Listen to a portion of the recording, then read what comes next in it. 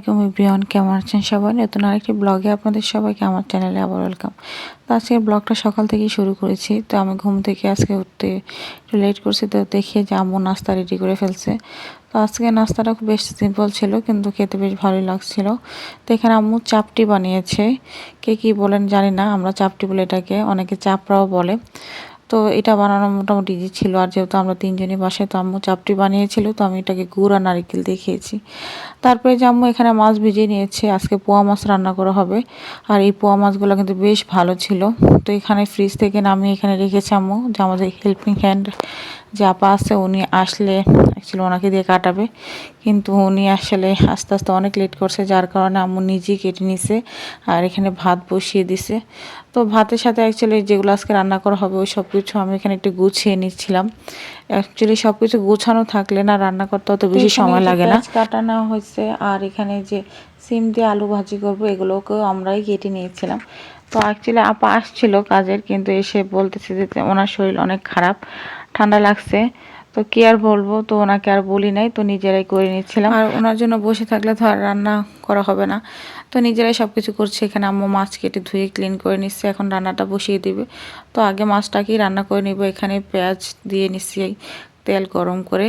Actually মাছ তো সবাই রান্না করতে পারেন, কিন্তু পোয়া মাছটা যেহেতু একটু নরম মাছ, আমরা আজকে যেভাবে রান্না করব ওইটাই শেয়ার করব, কোনো রেসিপি না আসলে। তো যে পেঁয়াজটাকে একটু ভালো করে ভেজে নিচ্ছি নরম করার জন্য। পেঁয়াজটা নরম হয়ে গেলে দেন এটার সাথে লবণ দিয়ে নিচ্ছি, আর সাথে আরও দিয়ে নিচ্ছি রসুন বাটা। তো এই মাছটার সাথে আমরা রসুন বাটাই দিব, শুধু কোনো আদা বাটা ব্যবহার করব না। সাধারণত রুই মাছ বা বড় মাছগুলোতে আম্মু আদা বাটা ব্যবহার করে, আর এমনিতে আমরা মাছে শুধু পেঁয়াজ আর রসুনটাই ব্যবহার করি। তো একটু কাঁচামরিচে দিয়ে নিচ্ছে, যেহেতু আমি সবসময় বলি যে আমাদের বাসায় সবাই আমরা একটু ঝাল কম খাই। আর যে এখন আম্মু এখানে হলুদের গুঁড়াটা দিয়ে নিচ্ছে।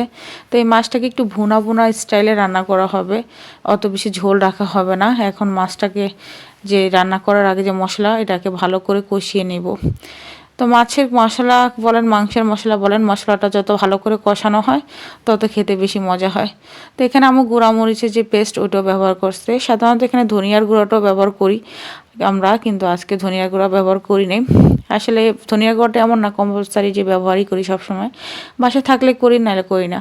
আর যে পাশের চুলায় অন্য একটা ভাজিও বসায় দিব, যেহেতু সব কিছু রেডি করে নিচ্ছি, তো এখন জাস্ট রান্না করাটাই বাকি। রেডি থাকলে না রান্না করতে অতটা বেশি সময় লাগে না। তো এই যে মশলার সাথে আরেকটু পানি দিয়ে নিচ্ছি, যেহেতু মশলাটা মোটামুটি কষানো হয়ে গেছে, তারপর একটু পানি দিয়ে নিচ্ছি যাতে লেগে না যায় আর কি। তো এখন যে মাছটাকে দিয়ে নিচ্ছি, আর এই মাছগুলো কিন্তু বেশ নরম হয়, অত বেশি নাড়াচাড়া করা যায় না এই মাছগুলোকে। তো এই যে মাছটাকে দিয়ে এখন এটাকে একটু কষিয়ে নিব। তো এই মাছের সাথে আলুটা দিয়ে নিব, আলুটাকে আর মাছটাকে আগে কষিয়ে দেন এটার সাথে টমেটো অ্যাড করা হবে। একটু বোনা বোনা করব, টমেটো আলু দিয়েই বোনা বোনা টাইপ করব। তো পাশের চুলা এখন ভাজি বসিয়ে দিব, এখানে রসুন আর পেঁয়াজ দিয়ে একটু কাঁচামরিচ দিয়ে একটু হলুদের গুঁড়া দিয়ে বসিয়ে দিব। তো এই যে পাশে চুলায় যে আমাদের মাছটা ওটা হচ্ছিল, কষানো হয়ে গেছে এখানে প্রায় একটুখানি। তো এখন আলুটাকে দিয়ে নিব, আগে মাছটাকে একটু কষিয়ে নিচ্ছি, তারপর একটু আলুটা দিছি।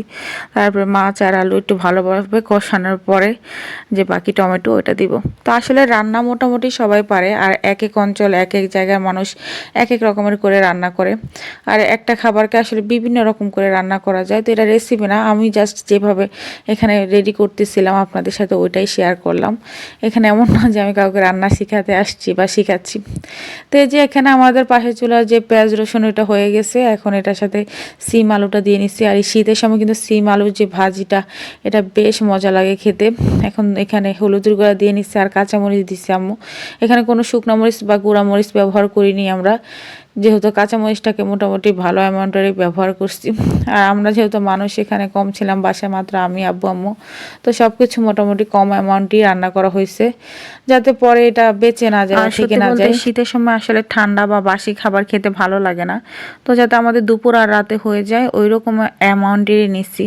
তো এখন এই যে আমাদের যে আলু আর যে মাছটা ওটা কষানো হয়ে গেছে, এখন এখানে টমেটো দিয়ে নিচ্ছে একটু। আমার এরকম টমেটো দিয়ে তরকারি বেশ পছন্দ, আর শীতকালীন যে সবজি এটা তো মানে মোটামুটি সব সময় টমেটোটা ব্যবহার করা হয় আমাদের, আমরা তো প্রচুর পরিমাণ টমেটো খাই। তো এখন পানি দিয়ে নিছে, পানি দেওয়ার পরে এখানে একটু বলক আসলে আমাদের রান্নাটা হয়ে যাবে আর কি। আর এটা যেহেতু একটু ভুনা ভুনা টাইপ করে রান্না করব, তাই ঝোলটাকে শুকিয়ে নিব। তো পাশের চুলে আমার ভাজিটাও প্রায় হয়ে আসছে, তো একটু নাড়াচাড়া করে দিলাম আর কি। এই সিম আলুর যে ভাজি, এটা বেশ মজাই লাগে শীতকালীন সময় খেতে। তো এই যে এখন আমার তরকারিটাও প্রায় হয়ে গেছে, তো ঝোলটাকে একটু টানিয়ে নিব যাতে বেশি ঝোল না থাকে, যেটা তো বললামই আপনাদেরকে।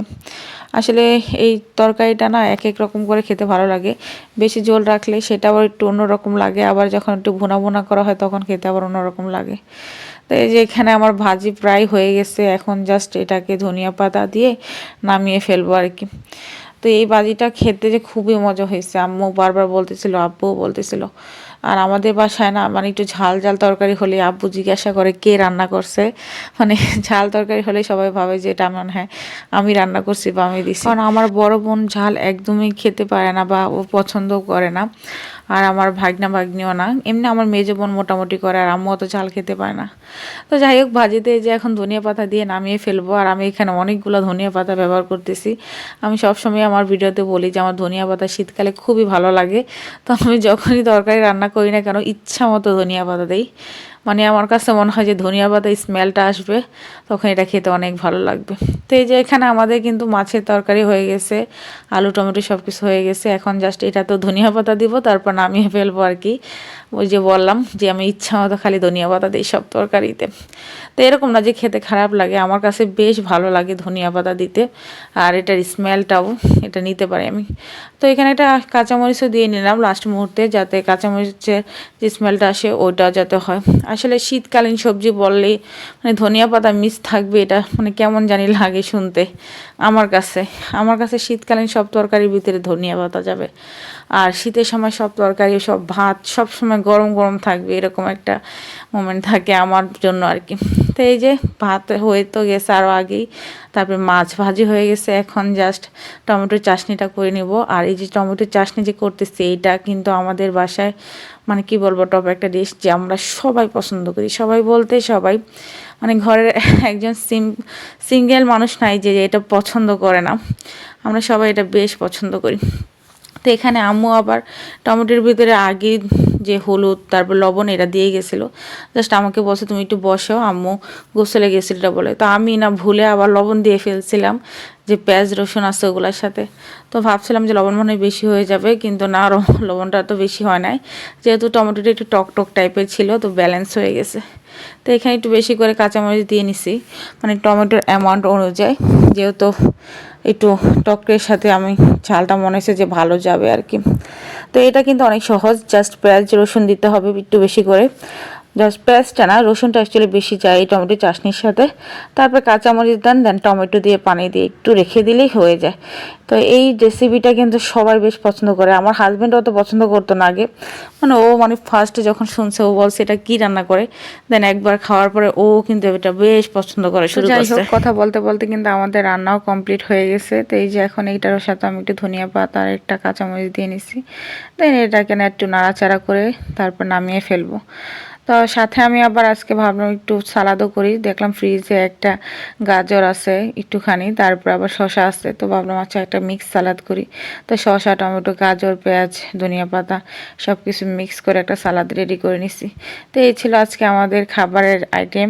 এখানে সালাদ ছিল, সিম আলু দিয়ে ভাজি ছিল, টমেটোর চাশনি ছিল, আর ছিল হলো পোয়া মাছ। টমেটো আর আলু দিয়ে যে পোয়া মাছের তরকারিটা, এটা কিন্তু খেতে বেশ মজা হয়েছে।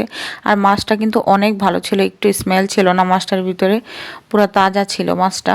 তো সবগুলা আইটেমই আলহামদুলিল্লাহ বেশ ভালো হয়েছে। আর আম্মু তো আগেই ভাত আর ডাল রান্না করে ফেলছে, আর ইদানিং আমাদের বাসায় প্রায় প্রত্যেক দিনই ডাল রান্না করা হয়। ডালটা খেতেও কেন জানি ইদানিং বেশ ভালো লাগে, গরম গরম ডাল আসলেই মানে শীতকালে এই জন্য। তো তারপর আমি গোছালে চলে গেছি, সব কিছু একটু রেখে এখানে একটু ভিডিও করে নিয়েছিলাম। দেন এসে এটাকে মেখে নিচ্ছি সালাডটাকে। আগে মেখে রাখলে আসলে অতটা ভালো লাগতো না বা পানি ছেড়ে দিত লবণের। তো আলহামদুলিল্লাহ সবগুলো বেশ মজা হয়েছে। এখন আর কি খেতে বসে গেছি আমি, আব্বু আর আম্মু। তো যেহেতু মানুষ আমরা তিনজন, তাই মোটামুটি একসাথেই খাওয়ার চেষ্টা করি বসে। তো আজকের ভিডিও এতটুকুই। ভিডিওটি ভালো লাগলে প্লিজ একটা লাইক দিবেন আর কমেন্ট করে জানাবেন আপনাদের শীতকালীন পছন্দের খাবার কোনটা আর কি। আর যারা আমার চ্যানেলে নতুন আছেন তাদেরকে রিকোয়েস্ট যে আমার চ্যানেলটি সাবস্ক্রাইব করে আমার সাথে থাকবেন। আর যদি কোনো ভুল ত্রুটি হয়ে থাকে ক্ষমা সুন্দর দৃষ্টিতে দেখবেন। আজকের মতো এতটুকুই। আল্লাহ হাফেজ। আসসালামু আলাইকুম।